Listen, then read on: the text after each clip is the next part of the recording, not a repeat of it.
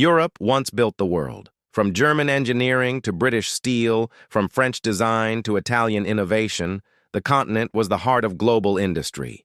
But today, the story looks different. Factories are struggling, bureaucracy is rising, and while Europe debates, China is building, faster than ever. Now, a bold voice inside Europe's own industry is calling for change.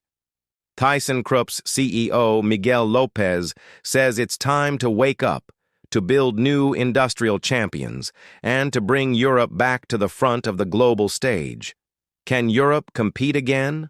The problem: Europe is falling behind. López paints a stark picture. In China, factories are modern, automated, and data-driven.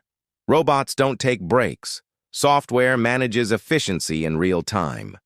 Meanwhile, in Germany, the birthplace of Made in Germany, productivity growth has nearly stalled. Energy costs are high, labor costs are rising, and bureaucracy, it's crushing innovation. López puts it bluntly: China solves problems in half the time we do. That's not just a warning. It's a challenge. Because while Europe is known for quality, China has closed the gap, and in some areas, even surpassed it. The vision: Europe needs new industrial champions. López's message is clear. Europe doesn't need more regulations. It needs bigger players.